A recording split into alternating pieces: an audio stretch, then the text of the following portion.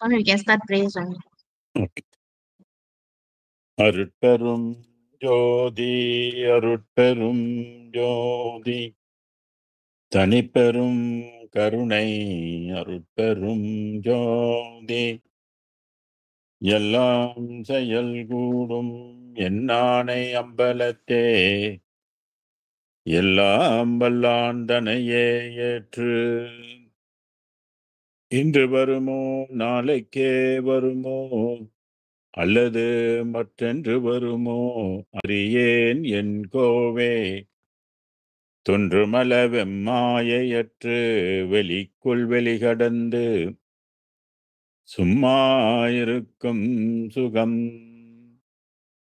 அருள் பழுத்த செலுங்கனியே அகம்பழுத்த சிவஞான அமுதே முத்தி பொருள் பழுத்த அருட்பாவை எமக்களித்த தெய்வ மனப்பூவே என்றும் மருள் பழுத்த அடியேங்கள் மன இருளை அகற்ற வருமணியே மெய்மை தெருள் வழுத்த வடலூர்வாள் ராமலிங்கனின் அருளை சிந்திப்பேனே திருநிலைத்து நல்லருளோடும் அன்போடும் சிறப்போடும் செழித்து ஓங்க உரு நிலைத்து இவன் மகிழ்வோடு வாழ்வுற வந்து நின் அருள் செய்வாய் இரு நிலத்தவர் இன்புற திருவருள் எல் வடிவோடு மன்றில் குரு நிலைத்த சர்க்குரு எனும் இறைவனின் குறைகளில் பதம் போற்றி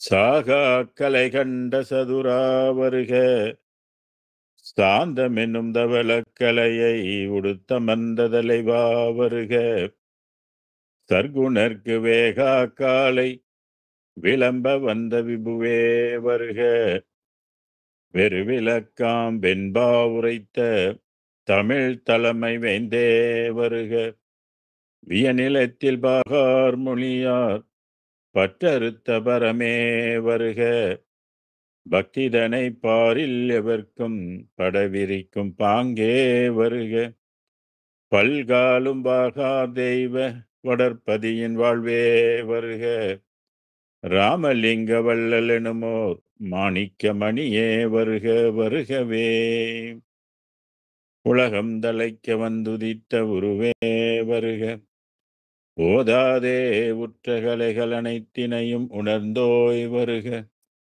எண்ணிரண்டெட்டிலகும் பரமானந்த சுகவியல்பே வருக இம்பர்தமை இரவாகதியில் ஏற்றுகின்ற இறையே வருக என் போல்வார் கழகம் தவிர்த்து கதியளிக்கும் கண்ணே வருக கண்ணிறைந்த களிப்பே களிப்பில் ஊறுகின்ற கனிவே வருக கலைமதி தோழ்வழகம் செறிந்த வடற்பதியின் வாழ்வே வருக ராமலிங்க வள்ளலெனுமோர் மாணிக்க மணியே வருக வருகவே அருட்பெரும் ஜோதி அருட்பெரும் ஜோதி தனிப்பெரும் கருணை அருட்பெரும் ஜோதி குருவே சரணம் குருவே துணை.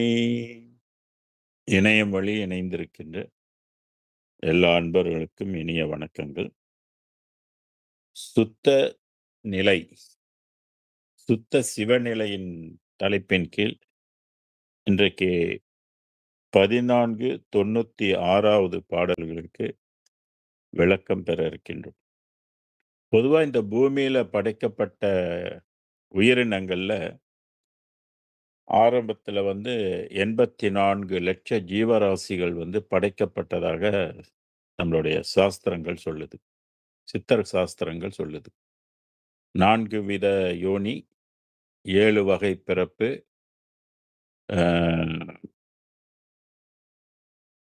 இப்படி உயிர்கள் பல லட்சங்களாக படைக்கப்பட்டிருக்கு. இதுல உள்ள உயிர்களுக்கெல்லாம் தூக்கம் என்பது ஒன்று எல்லாத்துக்கும் உண்டு. ஓரறிவு கூட தூங்குது. ஓரறிவிலிருந்து 5 அறிவு வரைக்கும் மிருகங்கள் வரை தூக்கம் உண்டு. 6 அறிவு மனிதனுக்கும் தூக்கம் உண்டு. வள்ளல் பெருமான் மண், கடல், மலைகள் கூட தூங்கும் அப்படின்னு சொல்றாரு. அதுபோல எல்லா உயிரிலும் தூங்குது. அவன் இறைவன் தூங்குகின்றானோ அப்படின்ற ஒரு கேள்வி இருக்குது. தூக்கம் நமக்கு அவசியம் தான். இந்த உலக வாழ்க்கையில நம்ம எடுத்துக்கிட்டாக்க, கண்டிப்பா ஒரு மனிதனுக்கு 8 ஹவர் தூக்கம் முக்கியம் அப்படின்பது வரையறுக்கப்பட்ட ஒன்று. இப்ப குழந்தை பருவத்தெல்லாம் இப்ப குழந்தைகளெல்லாம் பால் குடிச்சோனமே அதுங்க பல மணி நேரம் தூங்கிக்கிட்டே தான் இருக்கும். விழிச்சோனே பசிக்கும், பசிச்சோனே பால் குடிச்சிட்டு அது மறுபடியும் தூங்கிரும். அப்புறம் வளர, வளர அந்த தூக்கங்கள் குறைந்து, குறைந்து அப்புறம் ஒரு சுமாரா ஒரு 8 ஹவரு, 10 ஹவரு தூக்கத்தோட முடிச்சுக்குவோம். எழுந்து அப்புறம் காலையில மற்ற வேலைகள்லாம் செய்வோம். இது உலக நடையில உள்ளது. ஆனா, இங்க வள்ளல் பெருமான் என்ன சொல்றாரு, "தூக்கம் கெடுத்தான்" அப்படின்னு சொல்றாரு. கெடுத்தான்னாக்க தூக்கம் இல்லாமல் பண்ணுவது. நம்ப தூங்குறதுக்கு காரணமே இந்த மனம் தான். அது தூக்கம் என்பது ஒடுக்க நிலைன்னு சொல்லுவாங்க. இயல்பாகவே மனிதனுக்கு நேரம் ஆக, ஆக காலையில எப்படி விழிப்பு வருதோ, அதேபோல ராத்திரி நேரம் ஆக கொட்டாய் வரும். கொட்டாய் வந்தோனே தூக்கம் வருது. நான் போய் படுக்க போறேன் அப்படின்னு சொல்லுவோம். அப்புறம் போய் படுத்துட்டு காலையில நம்ம எந்திரிச்சுருவோம். காலையில விழிப்பு ஆட்டோமேட்டிக்கா வந்துரும் அது. இப்ப இந்த மாரி இயற்கையாகவே தூக்கம், விழிப்பு, தூக்கம், விழிப்பு என்ற ஒரு சைக்கிள்குள்ள நம்மளோட வாழ்க்கை அமைந்திருக்கு. இந்த தூக்கம் எப்ப இல்லாமல் போகும் அப்படின்னாக்க, இந்த மனம் இருக்கிற வரைக்கும் இந்த தூக்கம் கண்டிப்பாக இருக்கும். மனம் கடந்த நிலையில தூக்கம் இருக்குமாக்க, தூக்கம் இருக்காது. இப்ப ஔவையார் கூட சொல்லுவாங்க, "பராபரைக்கு உறக்கமில்லை, உணர்வும் இல்லைன்னு" சொல்லுவாங்க. பசி இல்லைன்னு சொல்லுவாங்க. உறக்கம், உணர்வு, பசி இல்லைன்னு சொல்லுவாங்க. இன்னொரு பாடல் "உறக்கம், உணர்வு, பசி கெடப்பட்டால் பிறக்கவும் வேண்டாம் பிறப்புன்னுவாங்க." இது 3ம் இல்லாமல் பண்ணிட்டாக்க, உறக்கம், உணர்வு, பசி. இது 3ம் இல்லாமல் நீ செய்துவிட்டால், நீ மீண்டும் இந்த உலகத்துல பிறக்க வேண்டியது இல்ல அப்படி. அப்ப இது 3யும் உறக்கம், உணர்வு, பசி இதுக்கு 3க்கும் அடிப்படை மனம் தான். மாயையாக இருக்கின்ற மனம். இந்த மனம் கடந்து விட்டால், அங்கே தூங்கறதுக்கு இல்ல. இப்ப பிரம்மா தூங்குவாரா? விஷ்ணு தூங்குவாரா? ருத்ரன் தூங்குவாரா? மகேஸ்வரன்லாம் தூங்குவாங்களா? அப்படின்னா, அவங்களுக்கெல்லாம் தூக்கம் என்பது இல்ல. ஏன்னா பராபரைக்கு தூக்கம் இல்ல. அப்ப பெருவெளின்னு சொல்லக்கூடிய அருட்பெருஞ்சோதிக்கு தூக்கம் இருக்கான்னா, தூக்கம் இல்ல. இத கண்ணதாசன் ஒரு பாடல்ல சொல்லல. "இறைவன் தூங்கவில்லை, அவன் கண்ணில் மயக்கமில்லை. உண்மை என்ற சொல்லை அவன் மறைத்து வைப்பதில்லைன்னு" ஒரு பாட்டு எழுதியிருந்தார். ஆக இதுல நம்ம என்ன புரிஞ்சுக்கணும்னாக்கா, தூக்கம் என்பது இந்த சூரிய, சந்திர இயக்கத்துக்குட்பட்ட உலகத்துக்கு மட்டுமே தூக்கம் என்பது ஒன்று உண்டு. உயிர்கள் எல்லாம் தூங்கி எழுக்கும்போது நமக்கு மீண்டும் ஃப்ரெஷ் ஆயிரும். ஆக வெளி கடந்தால் ஒழிய தூக்கத்திலிருந்து விடுபட முடியாது. அததான் இங்க வள்ளல் பெருமான் "தூக்கம் கெடுத்தான் அருளை துணை கொண்டு." அடுத்து என்ன சொல்றாரு? "சுகம் கொடுத்தான்" அப்படின்னு சொல்றாரு. சுகம் என்பது இது பராபரை சுகத்தையும் கடந்திருக்கின்ற ஒரு சுகம். பராபர சுகமே ஒரு இன்னதுன்னு சொல்ல முடியாத ஒரு சுகம். அப்படிப்பட்ட ஒரு பெரிய சுகம் அது பராபரை. அதையும் கடந்திருக்கின்ற அருட்சுகம். அந்த சுகத்தை உண்மை வெளிக்குரிய சுகத்தை இறைவன் கொடுத்தான் அப்படின்னு சுகம் கொடுத்தான்றார். என் உள்ளத்தை ஏக்கம் தவிர்த்தான். ஏன்னா வள்ளலாருக்கு ரொம்ப ஏக்கம். இறைவனுடைய அருளை பெறணும், பிறப்பை ஒழிக்கணும், இறை அருள் பெறணும், பெறணும்ன்றது இது ஏக்கம். ஒவ்வொரு மனிதனுக்கும் ஒவ்வொரு ஏக்கம் இருக்கும். 19ஆம் நூற்றாண்டுல வள்ளல் பெருமானுக்குரிய ஏக்கம் என்னன்னு கேட்டீங்கன்னாக்க, பிறப்பை ஒழிக்கணும், கடவுள் அருள் பெறணும். கடவுள் அருள் பெற்றா தானே பிறப்பு ஒழிக்க முடியும். அதனால அந்த அருளுக்காக ஏங்கி இருப்பாரு. காகபுஜண்டர் கூட சொல்லுவாரு. அ "காக்கா கூடி நின்றாலும் ஒரு கல்லின் முள் எதிர் நிக்குமோ?" அப்படின்னு கேட்பாரு ஒரு பாடல்ல. காக்கா பல காக்காங்க கூடி கூட்டமா ஒரு இடத்துல ஒரு கல்ல விட்டு அடிச்சா எல்லா காக்காவும் பறந்து போயிரும் இல்லையா? அதனால "காக்கா கூட்டம் இருப்பினும் ஒரு கல்லின் முன் எதிர் நிக்குமோ? கர்மமானது கோடி செய்தாலும் நின் அருளை தாகமாக நாடினவரை பாதிக்க வல்லவோ" அப்படின்னுவாரு. அப்ப கர்மங்கள் பல கோடி செய்திருந்தாலும், நீ அருளை பெறுவதற்கு அருளை தாகமாக நாடினவருக்குன்னு சொன்னாரு. இப்ப தாகம் எடுத்தா நமக்கு தண்ணி எவ்வளோ முக்கியமா இருக்கும். தண்ணி குடிக்க எவ்வளோ ஆசைப்படுவோம். அது மாரி இந்த அருளை பெறுவதற்கு அந்த மாரி தாகத்துல இருக்கிறோமா? அப்படின்ற ஒரு கேள்வி கேட்பார். அதுபோல இங்கே உள்ளத்தில் இறைவனுடைய ஏக்கம் அவருக்கு இருந்ததுனால, அருளைப் பெற வேண்டும் என்ற ஏக்கம் இருந்ததுனால, இறைவன் அவருக்குள்ள வந்து கலந்து கொண்டார். கலந்து கொண்டு அந்த ஏக்கத்தை வந்து தவிர்த்தார். ஏக்கம் இல்ல அவருக்கு. அடுத்து என்ன சொல்றார்ன்னா, இருள் அறுத்தான். நான் முன்பு கூட சொல்லியிருக்கேன். நம்ப வாழ்ற உலகம் வந்து ஒரு இருள் உண்மையிலே அதோடைய ஆக்சுவல் வந்து இருள் உலகத்துல தான் நம்பலாம் வாழ்ந்து கொண்டிருக்கிறோம். சூரியன் வந்தா தான் நம்ம இந்த இந்த வெளிக்கு, இந்த பரந்த வெளியில இருக்க இருளா தான் இருக்கும் இப்ப. இப்பலாம் வெளியில போய் பார்த்தா எல்லாம் இருள்மயமா தான் இருக்கும். அதுதான் அதனுடைய ஒரிஜினல் ஸ்டேட்ன்னு சொல்றது. ஆனா சூரியன் வந்தோனே என்ன ஆகுதுன்னாக்க, இந்த இருள் வந்து அந்த இடத்துல இல்லாமல் ஒளிமயமாக இருக்கு. இந்த ஸ்பேஸ் வந்து எல்லாம் வெளிச்சமாயிருது. அப்ப சூரியனை அடிப்படையாகக் கொண்டு தான் நமக்கு இரவும், பகலும், இரவும், பகலும் வந்துகிட்டே இருக்குது. இப்படி இரவும், பகலும் போனாக்கா ஒரு நாளாக நமக்கு கருதப்படுது. ஆனா உண்மையிலேயே நம்மளுடைய உலகம் வந்து இருள் உலகம். இதத்தான் திருவள்ளுவரும் சொன்னாரு. "இருள் சேர் இருவினையும் சேரா இறைவன் பொருள் செயல் புகற் புரிந்தார்." இறைவனுடைய நிலையை அடைந்து விட்டால் இருளும், இருவினையும் சேராது அப்படின்னு சொன்னார். அது மாரி இங்க அருட்பெரும் ஜோதி ஆண்டவரின் துணையால், அருளின் துணையால் இருள் அறுக்கப்பட்டதுன்னு சொல்லுது. அப்பன்னா ஒளி கிடைச்சிருச்சுனாக்க, அங்க வந்து இருள் இருக்காது. எப்படி சூரியன் வந்தோனே இருள் நீங்கி போகுதோ, அதுபோல் உள்ளத்துக்குள் இறைவன் அருள் கிடைச்சதுனாக்க, அங்கே இருள் இருக்காது. ஒளி தான் இருக்கும் அங்க. அதை நம்ம வந்து புரிந்து கொள்ள வேண்டும். ஆக இருள் அறுத்தான், ஆக்கம் மிகத் தந்தான். ஆக்கம்னா வளர்ச்சி, ஆற்றல், ஆக்கம். ஆக்கத்தை வந்து இறைவன் மிக குடுத்தான். ரொம்ப ஆக்கத்தை, ஆற்றலை வந்து அவருக்கு கொடுத்தான் அப்படின்னு மிகத் தந்தான். என்னை ஈன்ற தந்தையே என்று அழைக்க வந்தான் என் அப்பன் மகிழ்ந்து. எனை ஈன்ற ஈன்றன பெற்று எடுத்தன்னு அர்த்தம். ஈன்றெடுத்த தந்தையே, எனை ஈன்ற தந்தையே என்று அழைக்க. எப்பொழுதெல்லாம் இறைவனை வள்ளல் பெருமான் அழைக்கின்றாரோ, உடனே அப்பயே உள்ளத்திலிருந்து அவர் வந்து அவருக்கு ஆன்ஸர் குடுப்பார். என்னப்பான்னுவாரு.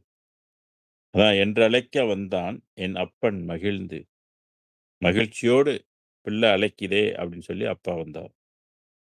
இந்த பாடல்ல இத வந்து சொல்லியிருக்கார். தூக்கம் இல்லாமல் போயிடும், சுகம் கிடைக்கும், ஏக்கம் நீங்கி போயிரும், இருள் அறுந்து போயிரும், ஆற்றல் ஆக்கம் மிக வளர்ச்சி கிடைக்கும். இதெல்லாம் தந்தையின் அருளால் கிடைத்தது என்று சொல்றாரு. அடுத்த பாடல்ல 1497 வாட்டமெல்லாம் தீர்த்தான். வாட்டம் என்பது மன வாட்டம். எப்பொழுதுமே வள்ளலார் வாடிய முகத்தோடு இருப்பாரு. ஏன் வாடிய முகத்தோடுனா, அந்த அருளை பெற வேண்டும், பெற வேண்டும்ன்ற முதல்ல ஏக்கம் ஏக்கம் இருந்தா கண்டிப்பா வாட்டம் வந்துரும் இல்லையா? அதனால வாட்டமெல்லாம் தீர்த்தான். எப்பொழுதுமே வாட்டமாக இருப்பாரு. அவர் கண்களை பார்த்தாலும் வாட்டமா இருக்கும். முகத்தை பார்த்தாலும் வாட்டமாகவே இருக்கும். ஏன்னா, அந்த அருளை முழுமையாக பெற வேண்டும் என்ற நோக்கத்தோடு அவருடைய பூரணமாக அவருடைய வாழ்க்கையே அருளை பெறுவதற்காக உள்ள வாழ்க்கை இது. அது அருள் அவருக்கு காரியப்பட்டனால அந்த வாட்டமெல்லாம் தீர்த்தான் அப்படின்னு சொல்றாரு. மகிழ்வு அளித்தான். மகிழ்ச்சி தந்தான்னு சொல்றாரு. அப்ப அருள் கிடைச்சிச்சுன்னா மகிழ்ச்சி தானே! அதாவது மகிழ்வு அளித்தான். இப்போ பூலோகத்துல நம்ப மகிழ்ச்சி அடையறதெல்லாம் சிறு சிறு பெனிஃபிஷியரி. சின்ன சின்ன நன்மைகள். சில பேருக்கு லொத்தரி அடிச்சிருப்போம், மகிழ்ச்சியா இருப்பாங்க. சில பேருக்கு குழந்தை பொறக்கும், மகிழ்ச்சியா இருப்பாங்க. சில பேருக்கு நல்ல வேலை கிடைக்கும், மகிழ்ச்சியா இருப்பாங்க. சில பேர் சம்பளம் எடுப்பாங்க, மகிழ்ச்சியா இருப்பாங்க. சில பேர் நல்லா பாடி புகழ், பாராட்டு பெறுவாங்க. அவங்க மகிழ்ச்சி அடைவாங்க. ஸோ இந்த மாரி எல்லாம் பூலோக நடைக்குள்ளே மகிழ்ச்சியாகவே இதெல்லாம் இருக்கும். இதெல்லாம் நித்தியமா? அப்படின்னு கேட்டாக்கா அனித்தியம். ஆனா இங்கே வள்ளல் பெருமான் எதை நோக்கினார் அப்படின்னா, அருளை நோக்கினார். அருளை பெற வேண்டும் என்று ஏக்கம் கொண்டார். அந்த அருள் கிடைத்ததனால் அவர் வந்து மகிழ்ச்சி அளித்தது. மகிழ்வு குடுத்தது. அதான் மகிழ்வளித்தான் சொன்னாரு. மெஞ்ஞான நாட்டமெல்லாம் தந்தான். மெஞ்ஞான நாட்டம் தரணும். ஒவ்வொரு மனிதனுக்கும் இந்த நாட்டம் என்பது வரும். நாட்டம்னா விருப்பம். கடவுளை அடையணும், பிறப்ப ஒழிக்கணும். அந்த மாரி ஒரு நாட்டம் வேணும். இப்ப சில பேர் என்ன தெரியுங்களா சொல்லுவாங்க? அது ஏன் நம்ப அத நாடணும்? நம்ப இப்ப வாழ்ந்திருக்கிறோம். நம்ப வாழ்ற வரைக்கும் வாழ்ந்துட்டு, செத்தா செத்துட்டு போறோம். இதுல என்ன? பொறக்கறதா இருந்தா பொறந்துட்டு போறோம். நமக்கெல்லாம் இதெல்லாம் என்ன தெரியவா போது? அப்படின்னு ஒரு அசாட்டாரணத்தனமா பேசுறதும் உண்டு. இதெல்லாம் ஆறறிவு உள்ளவங்களுக்கு சிறப்பான நோக்கமா, சிறப்பான கருத்தான்னா கிடையாது. இப்போ ஒரு மிருகத்த எடுத்துங்க. அந்த மிருகங்கள்லாம் வந்து பிறக்கும், இறக்கும். இப்ப அதுங்க வந்து பரவால்ல. 5 அறிவு உள்ளவங்களுக்கு வந்து அத பத்தி சிந்திக்காதுங்க. இப்ப நாம் அப்படி இல்லையே. நம்ப வந்து 6 அறிவு இல்லையா? நம்மள இறைவன் வேற ஒரு உயிரினமாக படைத்திருக்கிறான் இல்லையா? சிந்திக்கின்ற அறிவை நமக்கு கொடுத்திருக்கிறான் இல்லையா? அப்ப நம்ம சிந்திக்கணும் இல்லையா?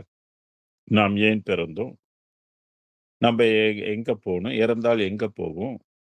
இப்படி ஞான நூல்கள் எல்லாம் அதுல வந்து படிக்கும்போது, அதெல்லாம் வந்து மரணமில்லா பெருவாழ்வை பற்றி தொன்று தொட்டு இருக்குதே. இப்ப இல்லையே. இப்பதான் 19ஆம் நூற்றாண்டுல தரமானது ஒண்ணு நமக்கு கிடைச்சிருக்கு. அதுக்கு முன்பு மரணமில்லா வாழ்வும் அமைந்திருக்கு இல்லையா? ஞானம் பெற்றிருக்கிறாங்க இல்லையா? அப்ப உண்மையான ஞானத்தை நாம் அடைய வேண்டும் என்ற ஒரு நாட்டம் வந்து இருக்கணும். அது ஒவ்வொரு பிறவிலும் நம்ம தேடி முடிவுல அடைய வேண்டிய ஒரு பரிசுன்னு சொல்லலாம். ஒரு ஒரு லாபம் சொல்லலாம் அத. ஆனா அது ஒரே ஜென்மத்தில கிடையாது. பல ஜென்மத்தில நம்ம தொடர்ந்து அத பாடுபட்டு வந்தா தான் ஒரு ஜென்மத்தில வந்து அது கிடைக்கக்கூடிய ஒன்றாக இருக்கும். எல்லாமே எல்லாமே ஒரே ஜென்மத்தில எல்லாமே கிடைக்கும் அப்படின்றதெல்லாம் இல்ல. சில விஷயங்கள் வந்து பல ஜென்மங்கள் பாடுபட்டு கிடைக்கக்கூடிய ஒன்று இது. ஸோ அந்த வழியில வந்து வள்ளல் பெருமானுக்கு வந்து மெஞ்ஞானத்தின் மேல் நாட்டம் கொடுத்தான்னு சொல்றாரு. நாடணும்.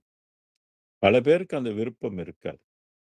விருப்பம் இருந்தாலும் தொடர்ச்சியாக அந்த விருப்பம் இருக்காது. சில காலம் இருக்கும், அப்புறம் போயிடும். கொஞ்ச நாள் குருகிட்ட படிப்பாங்க, அப்புறம் விட்டுட்டு போயிருவாங்க. கொஞ்ச நாளைக்கு ஏதாவது ஒரு விரதங்கள்லாம் இருப்பாங்க, அப்புறம் அத விட்டுட்டு மாறுபாடான உணவுகள் எல்லாம் சாப்பிடுவோம். ஆக இது வந்து முன் ஜென்மத்து தேடல் இருந்துச்சுன்னா, இந்த ஜென்மத்திலயும் அந்த தேடல் இருக்கும். அப்படி அந்த தேடல் இல்லன்னு சொன்னாக்க, இந்த மாரி ஒரு ஞானம் இருக்குது. இத நம்ம கட்டாயம் படித்து தெரிந்து கொள்ள வேண்டும். அப்படின்னு இதுக்குள்ள நாட்டம் வந்து இருக்கும்.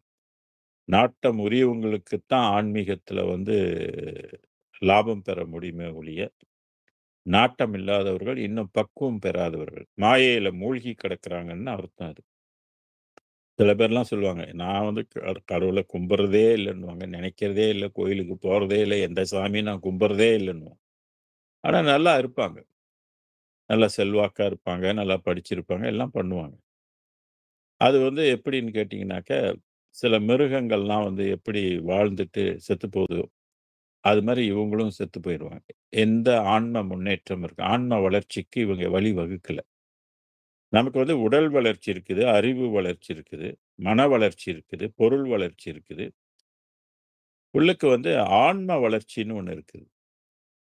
அப்ப ஆன்ம வளர்ச்சிக்கு பேர் தான் ஆன்மீகம் அப்படின்னு சொல்லுவாங்க. ஆன்ம ஆக்கம், ஆன்ம வாழ்வு அப்படின்லாம் வள்ளல் பெருமான் குறிப்பிடுவார். இந்த மாரி மெஞ்ஞானத்து மேல நாட்டம் இருந்துச்சுனாக்கா, அது நீங்க ஏதோ புண்ணியம் செஞ்சிருக்கீங்க. பல ஜென்மத்தில நீங்க பாடுபட்டுருக்கிறீங்க. அதன் விளைவாக இந்த ஜென்மத்தில நீங்க வந்து பாடுபட்டோ அல்லது தேடிக்கொண்டோ இருப்பீங்க. உங்களுக்கு தெரியுங்களா? சிவவாக்கியர் என்ற ஒரு முனிவர் ஒரு பாட்டு எழுதியிருக்கிறாரு.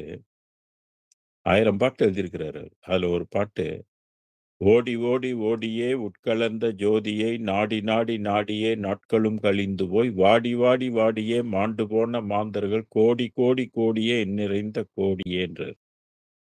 கோடி கோடி கோடியே குவலயத்தோர் ஆதியை நாடி நாடி நாடியும் நாட்களும் கழிந்து போய் வாடி வாடி வாடியே மாண்டு போன மாந்தர்கள் கோடி கோடி நிற்பர் கோடி கோடி கோடியேன்று." இப்படி இறைவனை நாடி, இறைவனை தேடி அதுல முற்று பெற முடியாமல் கோடாகோடி பேர் போயிட்டாங்க. இப்பயும் உலகத்துல எல்லாம் கோடாகோடி பேர் வந்து ஏதோ ஒரு வகையில பக்தி இருக்கும். சிவன் மேல ஒரு பக்தி இருக்கும், முருகன் மேல ஒரு பக்தி இருக்கும், ஆ விநாயகர் மேல பக்தி இருக்கும், அம்பாள் மேல பக்தி இருக்கும், ஐயப்பன் மேல பக்தி இருக்கும். இல்லைங்களா? அதுல சில காவல் தெய்வங்கள் கருப்புச்சாமி, முனியாண்டி சாமி, ஐயனாரு இப்படி சில பேரு வழிபாட்டுகள்ல வந்து பக்தி இருக்கும். குரு பக்திகள் இருக்கும். குருமார்கள் மேல பக்தி இருக்கும். இது மாரி உலகம் முழுவதும் பார்த்தீங்கன்னாக்க, சீன சமூகமாக இருக்கட்டும், மலாய் சமூகமாக இருக்கட்டும், ஆ மலாய் சமூகம் எடுத்துக்கிட்டாக்கா, அவங்க வந்து அல்லாஹ் மேல வந்து பக்தி இருப்பாங்க. கிறிஸ்தவர்கள் வந்து இயேசுநாதர் மேல பக்தி இருப்பாங்க. அதுதான் நாட்டம் கொண்டு இருப்பாங்க. முன்ன மற்ற மற்ற நாடுகளெல்லாம் எடுத்துக்கிட்டாங்க, ஒவ்வொரு வழிபாட்டுகள் மேல அவங்களுக்கு வந்து நாட்டம் இருக்கும், பக்தி இருக்கும். ஏதோ அவங்களும் ஒரு முக்தி பெறணும், பிறப்பொழிக்கணும், ஞானம் பெறணும் அப்படின்ற ஒரு சிந்தனையோடு அந்த நாட்டம் வந்து இருக்கும். ஆனா ஒரு சிலருக்கு எந்த நாட்டமும் இருக்காது. சில நம்பிக்கையும் இருக்காது. ஸோ இருந்தாலும் இல்லாவற்றிலும் அந்த முறையான நாட்டம் இருக்கணும். முறையான எப்படி நாடி போவது என்பது ஒரு வழிமுறை இருக்கணும். இப்ப வள்ளல் பெருமானுக்கு இறைவன் வந்து வழித்துறையை வந்து காட்டினார். "வழி இது, துறை இது, வழி இது, துணிவு நீ செய்யும் முறை இது" அப்படின்னு சொல்லி சன்மார்க்க நெறியை வந்து அவருக்கு காட்டினார். அதுபோல சித்தர்களுக்கு வந்து அவங்களுக்கு ஒரு நெறிமுறை இருக்குது. எப்படி வந்து கடவுளை அடையுறது அப்படின்னு. ஸோ இதுக்கெல்லாம் வந்து நாட்டம் இருக்கணும். விருப்பம் இருக்கணும். ஸோ விருப்பம் இல்லாமல் இது போய் யாருக்கும் ஒண்ணும் சேராது. விருப்பம் இல்லாமல் இதெல்லாம் த என் தொடர்ச்சியாக யாரும் செய்ய மாட்டாங்க. ஆக இங்கே மெஞ்ஞான நாட்டம் தந்தான் என்று சொல்றது வள்ளல் பெருமானுக்கு அந்த ஆசையை அவர் வந்து இறைவனே கொடுத்ததுன்னு சொல்றாரு. நாட வச்சிருக்கிறாரு. அப்ப வள்ளலார் சிறு பிள்ளையிலேயே இறை நாட்டம் கொண்டவராக, இறை அச்சம் கொண்டவராக, ஒழுக்க சீடராகலாம் இருந்திருக்கிறாரு. அதுதான் இறைவன் அவருக்கு தர வேண்டியதெல்லாம் தந்திருக்கிறது. அடுத்து சொல்றாரு, நலம் கொடுத்தான். நலம். உண்மையான நலம் எப்படின்னு இப்ப நம்மளலாம் யாரும் பார்த்தாக்க, "எப்படிங்க நலமா இருக்கிறீங்களா? சுகமா இருக்கிறீங்களா? நலமா இருக்கிறீங்களா?" தான் நம்பலாம் கேட்போம். ஏதோ நல்லா இருக்கிறோம். ஓகே." அப்படின்னு சொல்லுவோம். ஆனா இதெல்லாம் நலம் அல்ல. நம்ம இந்த பூமியில இந்த உடம்புல வாழ்ந்துகிட்டு நலமா இருக்க முடியாது. ஏன்னா, இந்த உடம்பு எடுத்தா 4448 வகை நோய்கள் வரக்கூடிய சாத்தியமுள்ள உடம்பு தான் நம்ம இப்ப பெற்றிருக்கிறோம் இப்ப. அப்ப எப்படி நலமா இருக்க முடியும்? உண்மையான நலம் என்னாக்க நோய் இல்லாமல் வாழ்வது. இறப்பு இல்லாமல் வாழ்வது தான் நலம். 9 கோள்களுக்கு கீழ் நம்ம வாழ்வது வந்து நலமா இருப்பதற்கு வாய்ப்பில்ல. இந்த நலம்லாம் சும்மா சாதாரண நலம். நம்ம ஏமாந்து சொல்லிக்கிட்டு இருக்கோம். நலமா இருக்கிறோம், நலமா இருக்கோம். ஆனா ஆண்டுகள் கழித்து போனாக்க ஏன் நம்ம நோய் வருது? ஏன் துன்பப்படுறோம்? எவ்வளோ ஆஸ்பத்திரி கட்டி போட்டு வச்சிருக்கிறாங்க. எல்லாம் ஃபுல் ஹவுஸா தானே இருக்குது. அப்ப நலம் அங்க இல்ல. நலம் இல்லாதனால தானே ஆஸ்பத்திரி நெறைய இருக்குது. நலம் இல்லாதது தானே மருந்துகள் வந்து நெறைய கடைகள் இருக்குது. 4448 நோய்களுக்கு 4,00,000க்கு மேல மருந்துகள் இருக்குது. அப்ப எல்லாரும் நலமா இருக்கலாம். வீட்டுக்கு வீடு பார்த்தீங்கன்னாக்க, ஏதோ ஒரு வகையில எல்லாரும் ஒரு வகை நோயாக இருப்பாங்க. இப்ப இனிப்பு நீருன்னு ஒரு நோய் எடுத்துங்க. உலகத்துல கோடிக்கணக்கான பேர் அந்த இனிப்பு நீர். பிரஷர் எடுத்துங்க. எவ்வளோ பேத்துக்கு பிரஷர் இருக்குது. புற்றுநோயில எவ்வளோ பேர் வந்து இறக்குறாங்க. நரம்பு நோய், முட்டி முட்டி வலி, முட்டி நோய், இப்படி நரம்பு சம்பந்தப்பட்டது, மூளை சம்பந்தப்பட்ட நோய்கள், மனம் சம்பந்தப்பட்ட நோய்கள். இந்த மாரிலாம் இருந்தாக்க எப்படி நலமா இருக்க முடியும்? வயோதிகமான ஒருத்தர் உங்க வீட்ல வச்சுக்கிட்டு இருந்தா, அவங்கள கவனிச்சுக்கிட்டே இருந்தாக்கா எப்படி நலமா இருக்க முடியும்? ஸோ இப்படி நலமா இருப்பதற்குடைய அர்த்தமே வந்து வேற. இங்க வள்ளல் பெருமான் அந்த நலத்தை இறைவன் எனக்கு கொடுத்தான். நம்ப சொல்ற நலம் இல்ல இது. இங்க நலம் என்று சொல்லக்கூடியது வந்து மரணமே வராத ஒரு நலத்தை, ஒரு வாய்ப்பை அவருக்கு இறைவன் கொடுத்தான் அப்படின்னு அதான் நலம் கொடுத்தான். அந்த நிலையை பெறுவதுதான் சன்மார்க்க நிலையை பெறுவதுதான் நலமாக இருப்பதற்கு உரிய அர்த்தம். மத்ததெல்லாம் நலம் ஒரு குறிப்பிட்ட காலத்திலிருந்து அனித்திய நலம். அப்படின்னா ஒரு காலத்துல இருக்கலாம், ஒரு காலத்துல இருந்தாலும் அந்த நலத்துக்கு ஈடாகுமா அப்படின்னா நிச்சயமாக இருக்காது. சன்மார்க்கம் குறிக்கின்ற நலத்துக்கு ஈடா பூலோக நலன்கள்லாம் ஆகுமா அப்படின்னா ஆகாது. அது கம்ப்ளீட்லி வேறுபட்ட ஒரு நலம். அந்த நலத்தை இறைவன் அருட்பெருஞ்சோதி ஆண்டவர் வள்ளலாருக்கு கொடுத்தான் அப்படின்னு நலம் கொடுத்தான் அப்படின்னு சொல்றாரு. இப்ப நம்மளும் நலம் வேணும்னாக்க அருட்பெருஞ்சோதி ஆண்டவர தான் கேட்கணும். அவர் வழியில தான் நம்ம போகணும். அடுத்து ஆட்டமெல்லாம் ஆடுக நீ என்றான்.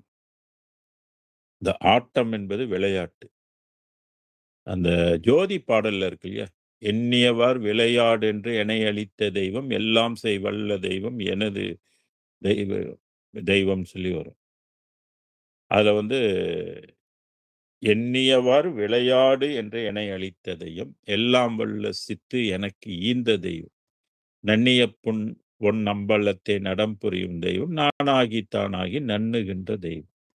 பண்ணிய என் பூசையிலே பலித்த பெரும் தெய்வம். பாடுகின்ற மறைமொழியில் ஆடுகின்ற தெய்வம்.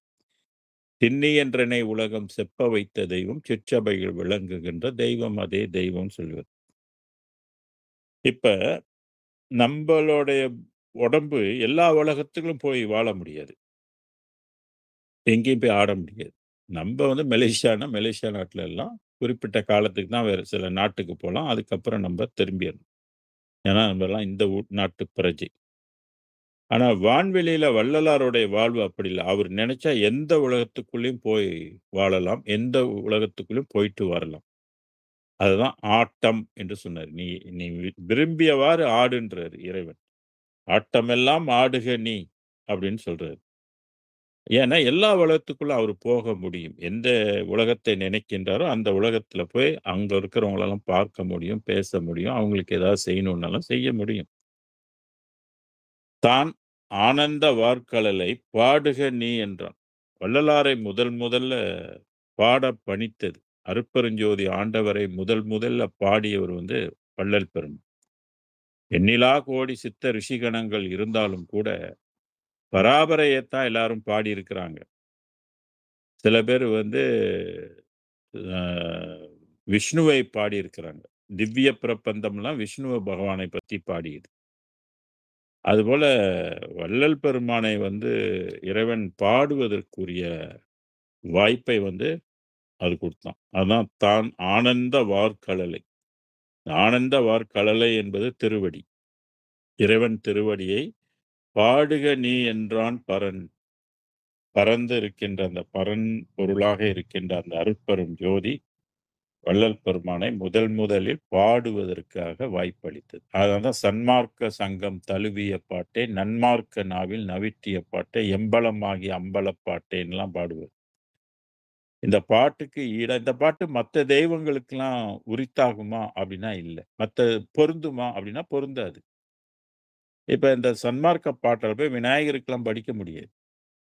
இந்த சன்மார்க்க பாட்ட கொண்டு சிவபெருமானுக்கு படிக்க முடியாது. சன்மார்க்க பாட்ட கொண்டு போய் மகா விஷ்ணுக்கெல்லாம் படிக்க முடியாது.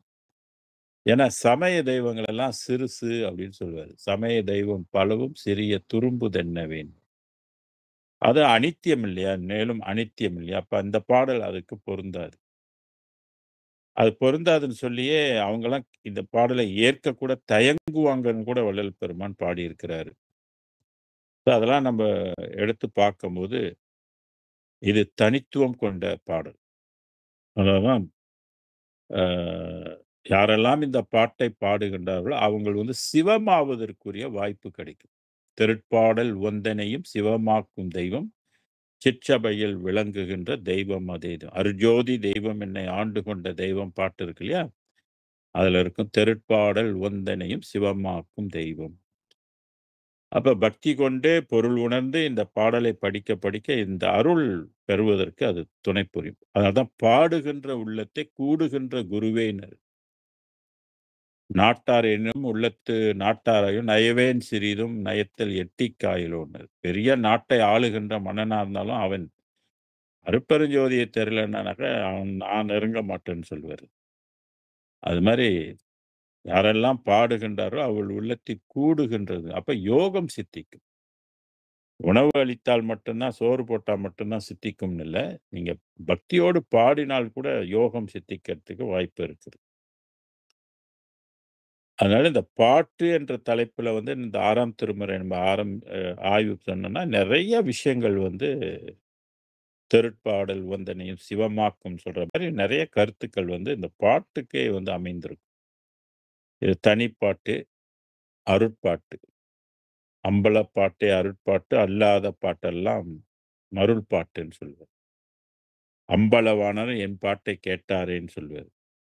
அதுபோல பாடுவதே இதெல்லாம் படிக்கிறதே ஒரு சிறப்பு. அதான் "படியாத படிப்பை படித்திடலாம்" சொல்லுவார். "பற்றிடலாம் விரைந்தேன்." ஸோ ஒரு நாளைக்கு மனசோர்வா இருந்தா இந்த புக்க எடுத்து படிக்கணும்.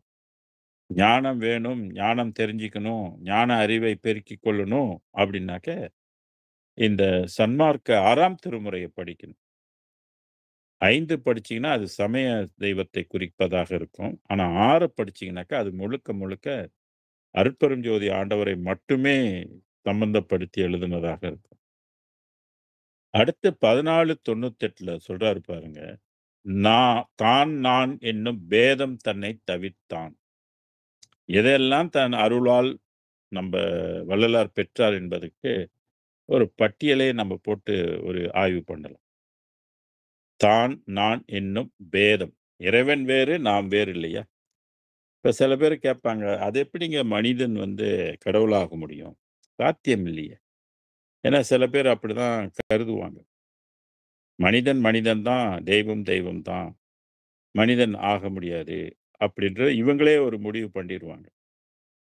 ஆனா அருளாளர்கள் வந்து என்ன சொல்றாங்க, "இல்ல நீ அதுவாக அத்வைதம் சொல்றது என்னது? நீ அது ஆகின்றாய். அவ்வளோதான். மனிதனா இருக்கிறோம். ஆனா நம்ம லாயர் ஆகுறோம், இன்ஜினியர் ஆகுறோம், டாக்டர் ஆகுறோம், பைலட் ஆகுறோம், பேச்சாளர் ஆகுறோம், சமையல் கலையில தேர்ச்சி ஆகுறோம். இப்படி பல துறைகள்ல நாம வந்து இன்னொரு பொருளாக மாறும்போது, இந்த உடம்பு வந்து ஒளியாக மாறாதா? உண்ட உணவு 7 தாதுக்களாக மாறும்போது, தாதுக்கள் ஒளியாக மாறாதா? மாறி இருக்குதே. இல்லன்னா நவகோடி சித்த ரிஷிகணங்கள்லாம் எப்படி இங்கேருந்து தானே போனாங்க. பூமியிலேருந்து தானே போனாங்க.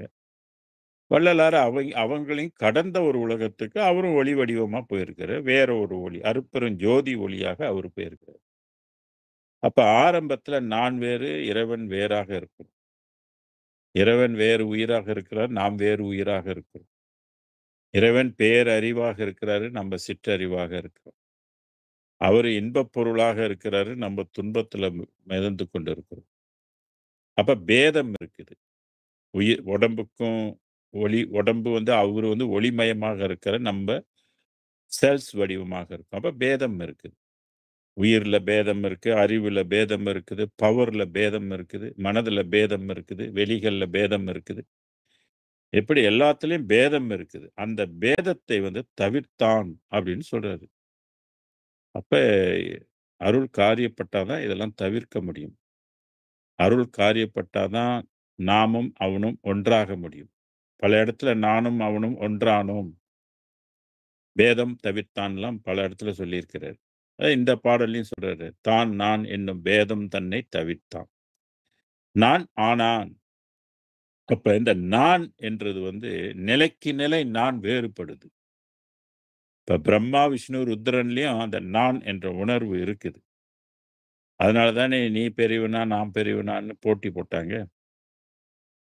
அடிமுடி தேடுனாங்க இல்லையா? அப்ப இந்த நான் இருந்தது. ஒவ்வொரு வெளிகளுக்கும் நான் இருக்கும். அந்த உண்மையான நான் வந்து எதுன்னு கேட்டீங்கன்னா, சன்மார்க்க வெளியை அடைவது தான் உண்மையான நான். அததான் நான் தவித்தான், நான் ஆனான். அப்ப உண்மையான நான் யாருன்னா, அருட்பெரும் ஜோதி ஆவது தான் உண்மையான நான். மத்த நான் எல்லாம் பொய். நிலையில்லாதது. அது ஒரு மாயை. இப்ப நம்ப மனதுக்கும் நம்ப உயிர் வந்து இருக்குது. உயிர் இருக்குது, மனம் இருக்குது. இப்ப நம்ப நான், எனது திருவள்ளுவர் சொன்னார் இல்லையா? யான் எனது என்றும் செருக்கறுப்பான் வானோர்க்கு உயர்ந்த உலகம் புகும்னாரு. யான் எனது. அது ஈகோன்னு சொல்லுவாங்க அத. அதனால இந்த நான் என்ற ஒரு உணர்வை வந்து கடப்பதற்கு மனதை கடந்தால் தான் அது வந்து சாத்தியப்படும். மனம் கரையலன்னாக்க, அது வந்து இந்த மனம் தான் இப்ப நான் சொல்லியிருக்கு. என்னுடைய வீடு, என்னுடைய மனைவி, என்னுடைய பிள்ளை, என்னுடைய புத்தகம், என்னுடைய சொத்து, அ சகலத்தில இந்த நான் என்னுடையதுன்னு சொல்றது தான் அந்த நான் என்ற உணர்வோடு நம்ம வாழ்றோம். நான் இருக்கிற வரைக்கும் அங்க தெய்வம் இருக்காது. நான் இல்லாவிட்டால் அங்கே தெய்வம் குடிக்கொண்டு இருக்கும். இருள் இருக்கிற இடத்துல ஒளி இருக்காது. ஒளி வந்துவிட்டால் இருள் இருக்காது. அது மாரி. அப்ப நான் என்ன ஆகும்னா, நான் சாகணும். இந்த நான் என்றது சாகடிக்கணும்னா, மனம் செத்து போச்சுன்னா, நான் செத்து போயிடும். அதுதான் உண்மையான நான் ஆனான்னு சொன்னார் வள்ளல் பெருமான். அப்போ உண்மையான நான் எதுன்னு கேட்டீங்கன்னா, அருட்பெரும் ஜோதி தான்.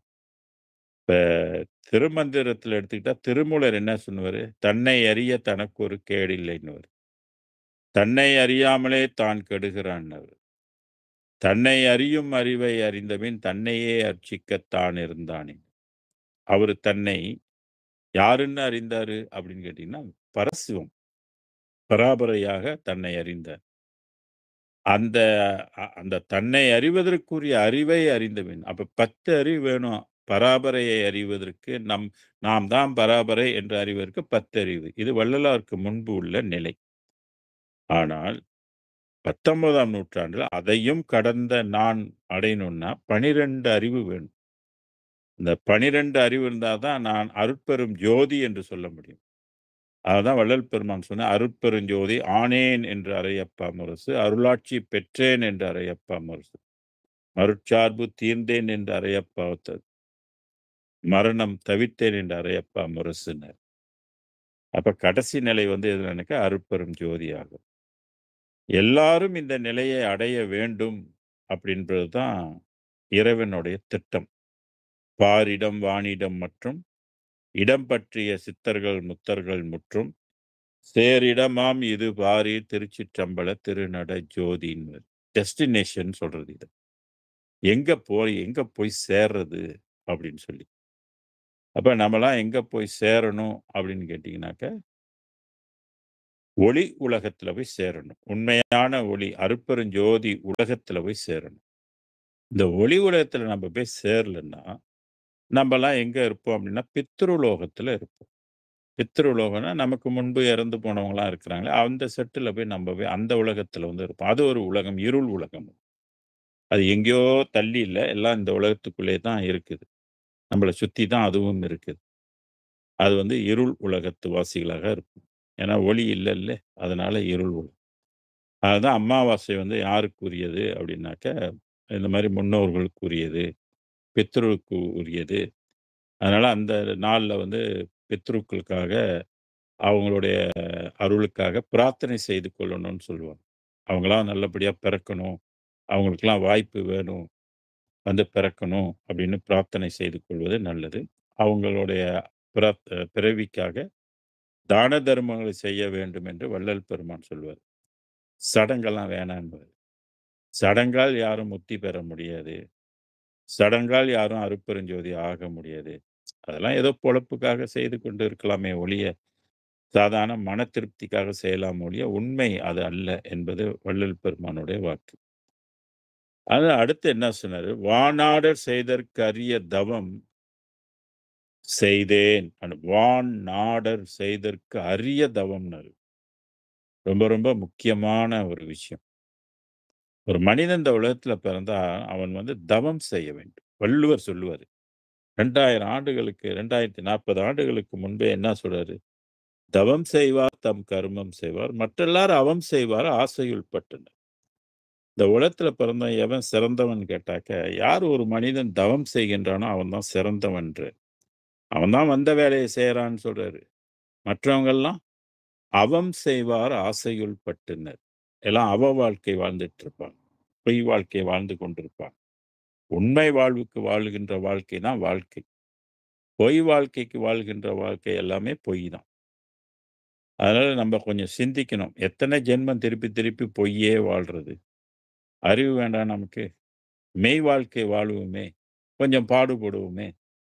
அது கடவுள் பார்த்துக்குவாரு. அருட்பெருஞ்சோதி ஆண்டவர் பார்த்துக்குவாரு. கொஞ்சம் முயற்சி பண்ணுவோமே! அப்படின்னு நம்ம முயற்சி பண்ணணும். அப்ப இதற்கு முன்பு வான் நாடர்ன்னு சொன்னாக்கா, வான்வெளியில இருக்கக்கூடிய சித்தாந்தத்தில் பதிகள் பல கோடி, வேதாந்தத்தில் பதிகள் பல கோடி, நாதாந்தத்தில் பதிகள் பல கோடி, போதாந்தத்தில் பதிகள் பல கோடி, யோகாந்தத்தில் பதிகள் பல கோடி, கலாந்தத்தில் பதிகள் பல கோடி. மொத்தம் 6 அந்தங்கள். இந்த 6 அந்தங்கள் கடந்தும் மற்ற மற்ற இடத்துல இருக்கிறவங்க எங்கெங்கேயோ எல்லாம் வான்வெளியில வந்து வாழ்க்கை பெற்றிருக்கிறாங்க. சத்தி சத்தர்கள் எல்லாம் இருக்கிறாங்க. ஒவ்வொரு வெளிகளிலும் சத்தி சத்தர்கள். மண்ணுல இருக்கிறாங்க, தண்ணீல இருக்கிறாங்க, நெருப்புல இருக்கிறாங்க, காற்றுல இருக்கிறாங்க, வெளியில இருக்கிறாங்க சத்தி சத்தர். அப்ப வானாடர் செய்தற்கு அரிய தவம். இதற்கு முன்பு தவம் செய்து போனவங்கள் செய்யாத ஒரு அரிய தவத்தை நான் செய்தேன் என்று இங்க சொல்றாரு.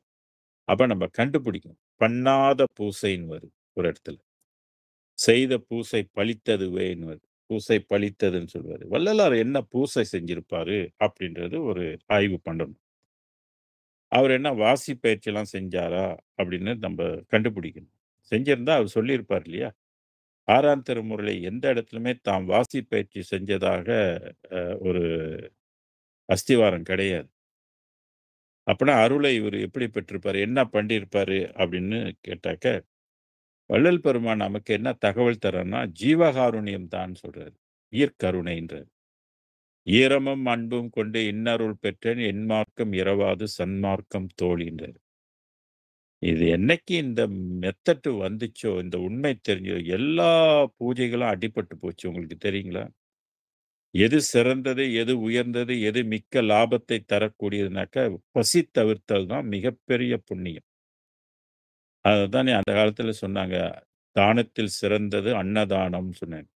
அதுவும் பசித்தோர்களுக்கு, ஏழை எளியவர்களுக்கு கொடுக்கின்ற தான தர்மத்தோட பலம் மாரி வேற எந்த இதுலயும் நீங்க அஸ்வமேதை வளர்த்தாலும் அது கூட அந்த பலம் இல்ல. இதுக்கு அவ்ளோ பெரிய பலம் இருக்குது. இந்த பசிப்பினி போக்குவது. மனிதனுக்கு மனிதன் அல்லது மிருகங்களுக்கு, பறவைகளுக்கு எதுக்கோ நீ ஒரு உயிருக்கு வந்து பூலோகத்தில இருக்கின்ற உயிர்களுக்கு நீ பசிப்பினி போக்கினால், அது ஒரு பெரிய தவம் என்று வள்ளல் பெருமான் வந்து சொல்றாரு. இந்த விஷயம் வந்து இந்த ஜீவகாருண்யத்தை வந்து தவம் என்று எந்த நூலிலும் யாரும் சொல்லல. ஜீவகாருண்யம் செய்யுங்கன்னு சொல்லியிருக்கிறாங்க. ஆனா வாசிப்பயிற்சி செய்யணும்னு சொல்லியிருக்கிறாங்க. வாசிப்பயிற்சியத்துக்கு தான் முக்கியத்துவம் சித்தர்கள் எல்லாம் குடுத்திருக்கிறாங்க. ஆனா இங்கே சன்மார்க்கத்துல வந்து வாசிப்பயிற்சி இல்ல, தர்மத்துக்கு தான் ரொம்ப ரொம்ப முக்கியம். அதுவே கடவுள் வழிபாடுன்னாரு வள்ளல் பெருமான். ஜீவகாருண்யமே ஞான வீட்டுக்கு திறவுகோல்னாரு. ஏழைகளின் பசி தவிர்த்தலாக ஜீவகாருண்ய ஒழுக்கமே பேரின்ப வீட்டின் திறவுகோல்ன்னு சொன்னாரு. இந்த மாரி எந்த எந்த முனிவர் சொன்னாங்க? யாரும் சொல்லல. இது 19ஆம் நூற்றாண்டுல நமக்கு கிடைச்ச வான்வெளி தகவல் இது. இந்த தகவலை நம்ப மனதில் பதிய வைத்துக்கொண்டு, நல்ல புண்ணிய காரியங்களை எல்லாம் செய்து அருளைப் பெற முயற்சிக்க வேண்டும். ஏன்னா, வான்நாடவர்கள்லாம் அரிய தவம். அந்த மந்திரத்தில கூட சொல்வாரு, "வான் வான் பெறற்கு அரிய வகையெல்லாம் விரைந்து நான் பெற அளித்த நாத மந்திரம்" சொல்வாரு. அந்த நாத உலகத்துக்குரிய மந்திரத்தை பயன்படுத்தி அவங்கலாம் பெற முடியாத ஒரு உடம்பு வந்து எனக்கு கிடைச்சது. ஒரு வாழ்வு எனக்கு கிடைச்சது என்று அந்த பொருள் அந்த பாடலோட பொருள் இருக்கும். அகவல்ல இருக்கும். அது மாரி இங்க வந்து இந்த தவம் என்பது ரொம்ப ஆய்வுக்கு எடுத்துக்கொள்ளணும். அவங்கவங்க ஒவ்வொரு உலகத்துக்கும் உள்ள தவநெறி என்னது? அப்படின்றது தெரிந்துக்கணும். "பற்றுகள் எல்லாம் பதிநெறி விளங்க உற்றருள் ஆடல் செய் ஒரு தனி பொருளேன்னு" சொல்றார் இல்லையா? அதுபோல "வீடுகள் எல்லாம் விதிநெறி விளங்க ஆடல் செய்தருளும் அரும்பெரும் பொருளேன்வர்." அப்ப வீடுன்னா முத்தி. அந்த முத்திக்கு என்ன செய்ய வேண்டும்? தவம் செய்ய வேண்டும். அது வள்ளல் பெருமான் அரிய தவம் செய்தேன்னு சொன்னாரு. அது என்ன செஞ்சாருன்னாக்க 482வது பாடலுக்குள்ள போனீங்கன்னாக்க, நான் ஏற்கனவே அந்த பாடல் உங்களுக்கு வந்து சொல்லியிருக்கிறேன். இருந்தாலும் அத நான் மீண்டும் இந்த பாடல்ல 482வது பாடல உங்களுக்கு சொல்றேன். "மின்போலே வயங்குகின்ற விரிசடையீர் அடியேன் விளங்கும் உமதின் அடிகள் மெய் அழுந்தப் பிடித்தேன்.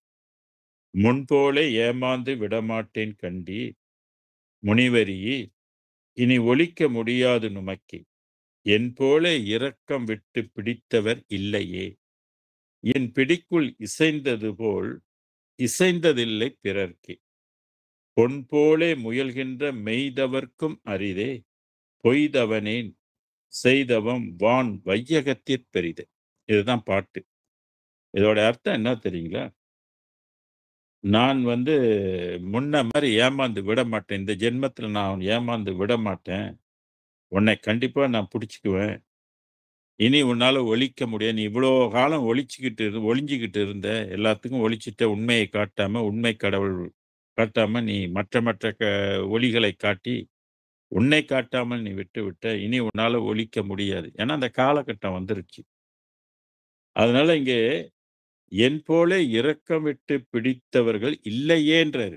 இப்ப இதுக்கு முன்பு வள்ளலாருக்கு முன்பு செய்யப்பட்ட தவங்கள் வந்து அது இரக்கத்தினால் அருளைப் பெறுகின்ற மார்க்கம் அல்ல. இதுதான் நம்ம நல்லா புரிஞ்சுக்கணும். மற்ற மற்ற முறைகள் இருக்கு. பொதுவா சித்தாந்தம்னா வாசிப்பயிற்சி. வேதாந்தம்னாக்க விசாரணை மார்க்கம். ஆனா இங்க இரக்கம் என்பது 19ஆம் நூற்றாண்டுல தான் இந்த இறைவன் அதுக்கு அகப்படுறாரு.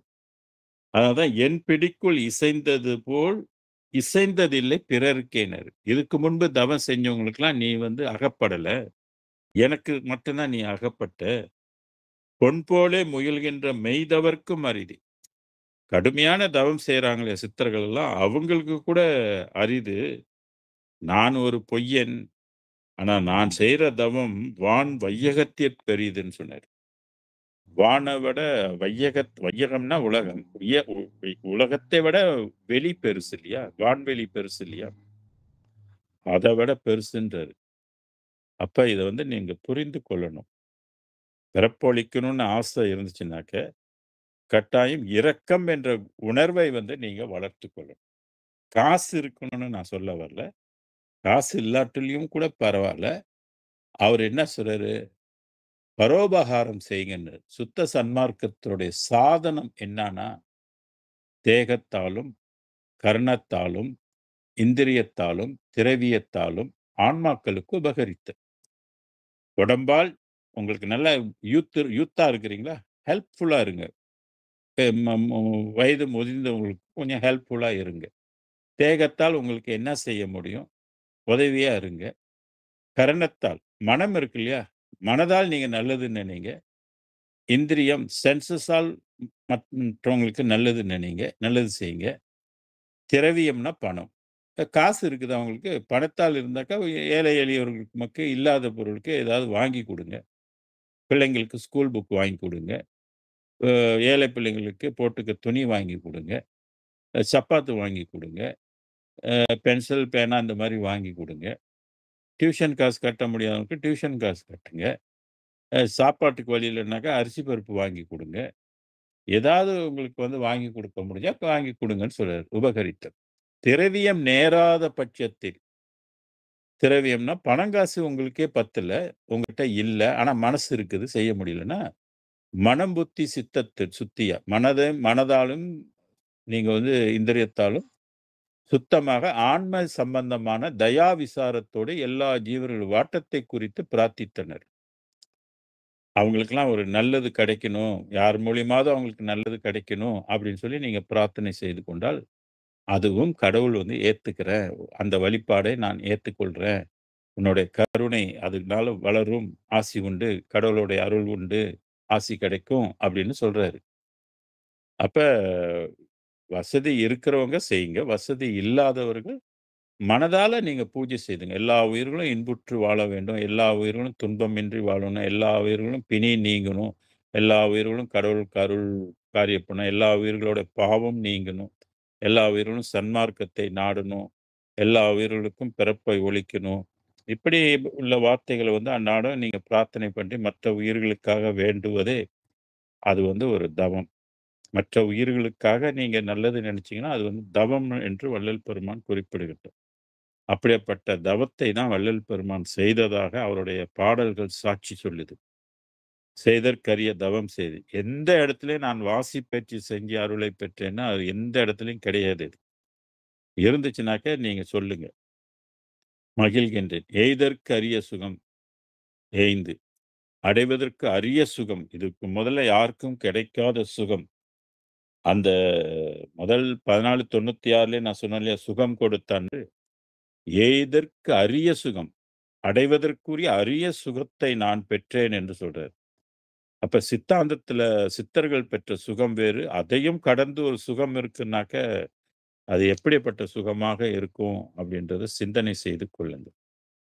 அதனால ஜீவகாருண்யம் தான். அதனால தான் மனிதருள்ளே பறவை உண்டு, விலங்குண்டு, கல்லுண்டு, மரமும் உண்டு. மனிதரிலே நீர்வாழ் ஜாதி உண்டு. அநேக குல மனிதர் உண்டு. மனிதரிலே மனிதருண்டு. வானவரும் மனிதராய் வருவதுண்டு. மனிதரிலே பிறப்பறுக்க வந்ததே அருமை என வகுத்தார் முன்னோர். அப்ப பிறப்பை ஒழிக்க அறுக்கறதுக்கு யாரு பாடுபடுறாங்களோ, அந்த பிறப்பு தான் சிறந்த பிறப்புன்றார்.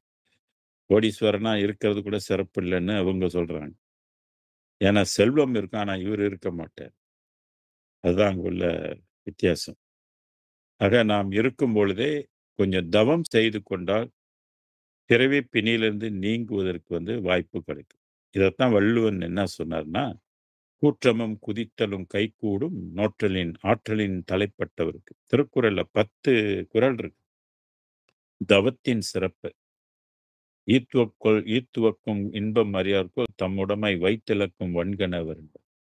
ஈவதனால் உள்ள பெருமை வந்து தெரியாதா? அதோடைய நன்மை உங்களுக்கெல்லாம் தெரியாதான்னு கேட்பார். அதனால அரியர்களுக்கு வந்து கொடுப்பது வந்து அவ்வளோ பெரிய ஆன்ம பலத்தை நமக்கு வந்து வளர்த்து கொடுக்கும். உங்களுக்கு ஆன்ம பலம் வளர்க்கணும்னா சோறுலாம் சாப்பிட்டாக்கா ஆன்ம பலம்லாம் வராது. பிறருக்கு நீங்கள் உதவுவதன் மூலமா தான் ஆன்ம பலம் உங்களுக்கு கிடைக்கும். ஆன்ம பலம் கிடைச்சாக்கா அதுக்கு மிஞ்சின பலம் உலகத்துல வேற எதுவுமே இருக்காது. அதுதான் சொந்த பலம். நாம் செய்ற தர்ம பலம் தான் நமக்கு வந்து புண்ணியமாக, அதுவே தர்ம பலமாக இருக்குது. கர்ணன் படம் பாருங்க. டிவில கர்ணன்ற ஒரு படம் இருக்குல்லையா, அந்த படம் பாருங்க. தர்மத்தினுடைய சிறப்பு என்னான்றது அது வந்து உங்களுக்கு விளங்கும் அது. ஓகே. "செய்தற்கரிய தவம் செய்தேன் மகிழ்கின்றேன் எய்தற்கரிய சுகம் ஏய்ந்து." ஸோ மிகப்பெரிய அருட்சுகத்தை வள்ளல் பெருமான் பெற்றதாக அங்கே குறிப்பிடுகின்றார். அடுத்து 1499 "சுத்த வடிவும் சுக வடிவாம் ஓங்கார நித்த வடிவும் நிறைந்தோங்கு." அந்த அருள் பெற்று அருள் காரியப்படுத்தும்போது முத்தேக சித்தி வந்து கைகூடும். பிரணவ பிரணவ தேகம், ஞான தேகம், அப்புறம் சுத்த தேகம். அதான் சுத்த வடிவம் அப்படின்னு சொன்னாரு. இப்ப நம்பலாம் அசுத்த வடிவம். பரு செல்ஸ்களால் நம்ம இருந்தாலே அது வந்து அசுத்த வடிவம்னு பேரு. எல்லாமே உயிரும் அசுத்தம் தான். அண்டத் துரிசும், அகிலத் துரிசும், பிண்டத் துரிசும், பேர் உயிர் துரிசும் அண்டர அடக்கும் அருட்பெரும் ஜோதின்னு அகவல்ல படிப்போம். ஆக நம்மலாம் சுத்த வடிவம் ஆகணும். அதுக்கு அருள் காரியப்படணும். வள்ளல் பெருமானுக்கு அருள் காரியப்பட்டதுனால, அவர் சொல்றாரு, "சுத்த வடிவும் சுக வடிவாம்." சுகமான வடிவுன்னு சொல்றாரு. வடிவாம் ஓங்கார நித்த வடிவு. ஓங்காரம் நாத உடம்பு. நாதம் ஓங்காரம். அந்த உடம்பு வந்து சவுண்ட் உடம்புன்னு சொல்றாரு. சவுண்ட் கேட்கும் அந்த உடம்புல. ஓங்கார சுத்தம். ஏன்னா நாதத்திலிருந்து தான் உலகம் பிறந்தது. அந்த நாதத்திலிருந்து உலகம் பிறந்தது. மீண்டும் அந்த நாத உலகவாசிகளாக நம்ம ஆவோம். அததான் நாத மந்திரம்னு சொன்னாரு. "வான் பெறற்கு அரிய வகையெல்லாம் விரைந்து நான் பெற அளித்த நாத மந்திரம்னு சொன்னாரு. நாதத்துக்குள் ஒரு நாதம் இது. இப்ப இவங்க சொல்லலையா? நமச்சிவாய வாழ்க, நாதன் தாழ்வாழ்க. அகரம் தான் பரவெளியில் ஒளி உண்டாச்சு, அதில் நின்றே காற்றுடனே நெருப்புண்டாச்சு, இகரம் தண்ணீர் மண் ரெண்டதாச்சு, இதில் நின்றே ஜீவாத்மா தோன்றலாச்சு. ஒகர சொலி ஒகர சுழி எழு வட்டம் தோற்றமாச்சு, உன்னை பரத்தினுடைய செயல்தான் ஆதி அப்படின்னு சொல்லுவாங்க. 4 வகை யோனி, 7 வகை பிறப்பு இப்படிதான் ஆச்சுன்னு சுப்பிரமணியர் ஞானத்துல இந்த பாடல் சொல்லியிருக்கிறாரு. சுப்பிரமணிய ஞானம் 108ல பார்த்தீங்கன்னா, நாதத்திலிருந்து உலகம் பிறந்ததுன்னு. அந்த நாத உலகத்துக்குள்ள இன்னொரு நாதமாக இந்த பேசாத பெரிய ஓங்காரம் என்று வள்ளல் பெருமான் அதை குறிப்பிடுவார். அதான் ஓங்கார நித்த வடிவம் நிறைந்து ஓங்குகின்றேன்னு சொன்னார். சித்தெனும் ஓர் ஞான வடிவம் இங்கே நான் பெற்றேன். சித்து என்னும் சித்துனாலே அறிவு. அப்ப அறிவு என்றும் ஓர் ஞான வடிவம். அவருடைய உடம்பு வந்து ஞானம் கொண்டது. உடம்பே ஞானம் அவருக்கு. அதனால்தான் "பிறிவேது உனைப் பிடித்தனம் உனக்கு நம் அறிவே வடிவெனும் அருட்பெரும் ஜோதின்னு" அகவலர். ஞான வடிவம் பெறுவது. இங்கே நான் பெற்றேன்றாரு. எங்கெங்கும் தான விளையாட்டில் அற்றத்தான். எங்கெங்கும் எந்த இடத்துலயும் நான் போய் விளையாட முடியும். எந்த உலகத்துக்குள்ளே நான் போக முடியும். நான் இயங்க முடியும் அப்படின்னு சொல்றாரு. எங்கெங்கும். எத்தனை 17, 14 லோகத்துக்குள்ளே நான் எந்த லோகத்துக்கு போகணும்னு நினைக்கிறேனோ, அந்த லோகத்துக்குள்ள நான் போக முடியும். அந்த மாரி அவருக்கு வந்து இப்ப நமக்கு இன்டர்நேஷனல் பாஸ்போர்ட் இருக்கிற மாரி, வள்ளல் பெருமானுக்கு இன்டர்நேஷனல் பாடி. அதனால அவர் எந்த உலகத்துக்குள்ளேயும் அவர் வந்து எந்த அண்ட சராசரங்கள் எல்லாம் அவருடைய ஆட்சிக்கு உட்பட்டது. அவரு வந்து எந்த உலகத்துக்குள்ளேயும் போகக்கூடிய, அங்கே அவர் என்ன நினைக்கிறாரோ, அதை செயல்படுத்தக்கூடிய ஆளாக வள்ளல் பெருமான் வந்து விளங்குகின்றார் அப்படின்னு தெரியுது. அடுத்து 15.00 "நான் உரைக்கும் வார்த்தையெல்லாம் நாயகன் சொல் வார்த்தை அன்றி, நான் உரைக்கும் வார்த்தை அன்று." அப்படின்னு சொல்லு. நாட்டீர் நாட்டீர் நான் உரைக்கும் வார்த்தைகளாம். இப்ப அஞ்ஞான வெளியில இப்ப நம்பலாம் உரைக்கும்னா, அது நான் உரைக்கிறேன் இல்லைங்களா? அது நான் இந்த இடத்துல நான் என்பது வந்து அஞ்ஞான வெளி, மாயை வெளிக்குள்ள நான். அப்ப நான் உரைக்கும் வார்த்தையெல்லாம் நாயகன் சொல் வார்த்தை அன்றி, நான் உரைக்கும் வார்த்தை அன்று. அப்ப வள்ளல் பெருமான் என்ன சொல்றாரு, நான் சொல்லுகின்ற வார்த்தையெல்லாம் நான் அல்ல. அது வந்து யாருடைய சொல்னா, நாயகனுடைய சொல் அப்படின்னு நாயகன்னா தலைவன். தலைவன்னா யாரு? அருட்பெரும் ஜோதி ஆண்டவன். அப்ப இந்த 6ஆம் திருமுறை என்பது முழுக்க முழுக்க அருட்பெரும் ஜோதியினுடைய கருத்து. அருட்பெரும் ஜோதி ஆண்டவரே நமக்கு சொல்றாரு. அருட்பெரும் ஜோதி ஆண்டவர் யாருன்னா, இந்த உயிர் குடுத்த உயிர். உயிருக்கு உயிர் குடுத்தது. அப்ப அது ஒரு பேருயிர். அது நமக்கு ஒரு சின்ன உயிர குடுத்திருக்குது. அப்ப யாரு? தாய், தந்தை. இப்ப நம்ப எப்படி யாருகிட்ட இருந்து பிறந்தோமோ, அவங்கள அப்பா, அம்மான்னு சொல்றோம் இல்லையா? யாருகிட்ட இருந்து பிறந்தோமோ, அதுபோல இந்த உயிர் எங்கேருந்து வந்துச்சுன்னா, அது ஒரு தாய், தந்தை கிட்ட இருந்து வந்திருக்குது. அந்த தாய், தந்தை யாருன்னா, அதுதான் அருட்பெரும் ஜோதி. அதனால தான் வள்ளல் பெருமான் பாடினாரு, "தாயாகி தந்தையுமாய் தாங்குகின்ற தெய்வம், தன்னை நிகர் இல்லாத தனித்தலைமை தெய்வம்னார். வாயார வாழ்த்துகின்றோர் மனத்து அமர்ந்த தெய்வம்." கூப்பிட சொல்றாரு. "அருட்பெருஞ்சோதி, அருட்பெருஞ்சோதி அன்னாடும் ஓயாம கூப்பிடுன்றாரு. 1000 பல 1000 முறை கூப்பிடுன்றாரு. கூப்பிட்டுக்கிட்டே இருன்றாரு. அப்படி கூப்பிடும்போது தான் அவர் வந்து உள்ளத்துல வந்து அமருவாராம். அதான் வாயார வாழ்த்துகின்றோர் மனத்து அமர்ந்த தெய்வம், மலரடி என் சென்னிமிசை வைத்த பெரும் தெய்வம். உருவமத்தில வந்து தீட்சை வைப்பாருன்றார். அப்ப தீட்சை வச்சுட்டா உள்ளுக்கெல்லாம் காரியப்பட ஆரம்பிச்சுரும் இல்லையா? அதனால வள்ளல் பெருமானுடைய வாக்கு எல்லாம் வந்து நாயகனுடைய வாக்கு, இறைவனுடைய வாக்கு. என் வார்த்தை இல்ல அப்படின்னு சொல்றாரு. அதான் நான் உரைக்கும் வார்த்தையெல்லாம் நாயகன் சொல் வார்த்தை அன்றி, நான் உரைக்கும் வார்த்தை அன்று நாட்டீர். நான் ஏன் உரைப்பேன்? நான் ஏன் இத சொல்றேன்னா, நான் ஆர்? நான் சொல்றதுக்கு நான் ஆர்? நான் ஏன் உரைப்பேன்? நான் ஏன் உரைப்பேன்? நான் ஆர்? எனக்கென ஓர் ஞான உணர்வு சிவம் உள்நாடி நில்லா ஊழினர். இப்ப நான் சொல்றேன்னு நீங்க நினைக்காத. எனக்கு சொல்றதுக்கு இதுக்கெல்லாம் ஞானம் ஏது? எனக்குள் இருந்து இறைவன் சிவம். சிவம்னாலே அருட்பெருஞ்சோதி ஆண்டவரை குறிக்கும். அருள் விளக்கே, அருட்சுடரே, அருட்ஜோதி சிவமேன்றார் இல்லையா? அந்த உண்மை சிவம், சுத்த சிவம், சத்திய சிவம். அது உன் நாடி நில்லா ஊழினர். அது உள்ளுக்கு இருந்து ஊழிதோர் ஊழியமாக அது வந்து முடிவில்லாமல் இருக்கக்கூடியது. அது உன் நாடி நில்லா ஊழி. அதுக்கு ஒரு அளவு இல்ல.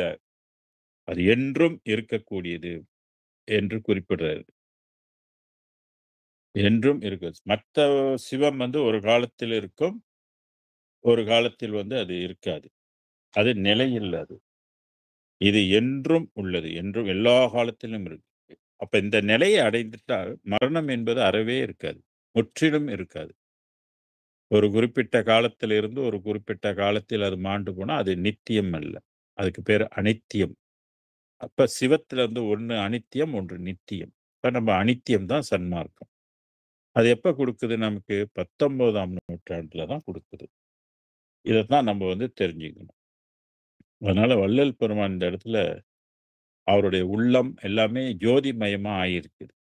உள்ளத்துல வந்து அவர் கலந்து கொண்டாரு. உயிர்ல கலந்து கொள்றாரு. உடம்புல கலந்து கொள்றாரு. எல்லா அணுக்களுக்குள்ளேயும் கலந்து கொண்டு வள்ளல் பெருமானை ஒளி வடிவமாக ஆக்கி விட்டதுனால, நான் என்று சொல்ல உரைக்க அவர் விரும்பல. எல்லாமே இறைவனுடைய வாக்கா இறைவனாக இருந்து இந்த பூலோகத்தில் வந்து அருட்பெரும் ஜோதி ஆண்டவர் இந்த பூமியில வாழ்ந்திருக்கிறார். இங்கே வந்து வள்ளலார் உடம்புல வாழ்ந்து நமக்கு கொடுக்க வேண்டிய ஞானத்தெல்லாம் குடுத்துட்டு, பெருமானை அவர் வந்து கூட்டிட்டு போயிட்டாரு. அவருடைய உலகத்துக்கு கூட்டிட்டு போயிட்டாரு. இப்ப வள்ளலார் எங்க இருக்கிறாரு? அருட்பெருஞ்சோதி ஆண்டவராக எங்க இருக்கிறார்னாக்க, பெருவெளியில இருக்கிறார். பெரும் சுகவெளியில வந்து இருக்கிறார். அதனால தான் "வருவார் அடைத்து வாடி வடலூர் வடதிசைக்கேன்னாரு." அவரோட ஊர் வந்து வடலூர். அது வடலூர்னாக்க இங்க பூமியில உள்ள வடலூர்ல இல்ல. அது ஸ்பேஸ்ல இருக்கக்கூடிய அந்த ஊருக்கு வந்து வடலூர். இப்ப நம்ப இருக்கிறது வந்து தென்னூர். தென்னாட்டுடைய சிவனே போற்றின்னா தென்னாடு இது. தென்னாடு வந்து தென் திசை என்பது யம திசைன்னு அர்த்தம். தெற்கு வந்து யமனுக்குரிய திசை. இப்ப நம்பலாம் இங்க மரண இடத்துல இருக்கிறோம் நம்ம இங்க. தென் திசையில நம்ம வந்து இருக்கோம். அப்ப வடதிசைக்கு நம்ம போகணும். வடதிசை என்பது பெருவெளியாக இருக்கின்றது. அதுதான் அந்த பெருவெளிக்கு வந்தா இங்க வரம் பெறலாம் அப்படின்னு நம்மளெல்லாம் அழைக்கிறாரு அந்த பெருவெளி வாழ்வுக்கு. அதான் வையகத்தீர், வானகத்தீர், மற்றகத்தீர் நுமது வாழ்க்கையெல்லாம் வாழ்க்கை என மதித்து மயங்காதீனர். மையகத்தே உருமரண வாதனையைத் தவிர்த்த வாழ்க்கையதே வாழ்க்கை என மதித்து அதனைப் பெறவேனர். எது மரணமே வராத ஒரு வாழ்க்கையை வந்து நீங்க வாழ்வதற்கு தான் கடவுள் இந்த மனித சரீரத்தை நமக்கு வடிவம் அமைத்து கொடுத்திருக்கிறாரு. இங்க வெறும் பூலோகத்துல சின்ன லாபங்களுக்காக வாழ்றதில்ல. அப்படி சின்ன வாழ்வுக்குள்ள நம்ம வாழ்ந்தோம்னாக்கா, மிருகத்துக்கும் நமக்கும் என்ன வித்தியாசம்? வித்தியாசம் இருக்குதா? அததான் சித்தர்கள் பாடுனாங்க, "மனிதரிலே பறவை உண்டு, விலங்குண்டுன்னு." ஆக நாம் விலங்கு போல மனிதரில் விலங்கு மாரி வாழாமல், மனிதரில் மனிதராக நம்ம வாழணும்னா, அருளை நாம் சம்பாதிக்க வேண்டும். அருளை தேட வேண்டும். அதற்கு அனுதினமும் அருட்பெருஞ்சோதி ஆண்டவரை நினைவு செய்ய வேண்டும். வாழ்த்த வேண்டும், பாட வேண்டும். 6ஆம் திருமுறையை படிக்க வேண்டும். பிறப்பை ஒழிப்பதற்கு இறைவனிடத்துல வந்து விண்ணப்பிக்க வேண்டும். நமக்கு விண்ணப்ப பாடலெல்லாம் குடுத்திருக்கிறார் இல்லையா? இதெல்லாம் நம்ம வந்து நம்மளால் போக முடியாது. ஆனா அருள் நம்மளை கூட்டிட்டு போகலாம் இல்லையா? அதனால அருளை பெற முயற்சிக்க வேண்டும் என்பதுதான் இந்த பிறப்பினுடைய ரகசியமே. பொருள் இல்லார்க்கு இவ்வுலகம் இல்லை, அருள் இல்லார்க்கு அவ்வுலகம் இல்லைன்னு சொன்னாங்க இல்லையா? அதற்கேற்ப அருளை பெற நாம் முயற்சி செய்ய வேண்டும் என்று கேட்டுக்கொண்டு நிறைவு செய்கின்றேன். நன்றி, வணக்கம், வாழ்க. அருட்பெரும் ஜோதி அருட்பெரும் ஜோதி தனிப்பெரும் கருணை அருட்பெரும் ஜோதி சொல்லா நெறியே உலகமெல்லாம் ஓங்குக எல்லா உயிர்களும் இன்புற்று வாழ்க வள்ளல் மலரடி வாழ்க வாழ்க சர்க்குருநாதா சர்க்குருநாதா சன்மார்க்க சங்கம் தலைக்க அருள்தாதா திருவரு பிரகாச வள்ளலார் திவ்ய திருவடிகளே சரணம். அருட்பெரும் ஜோதி அருட்பெரும் ஜோதி தனிப்பெருங்கருணை அருட்பெரும் ஜோதி குருவே சரணம் குருவே துணை அருளே சரணம் அருளே துணை. நன்றி. சாமி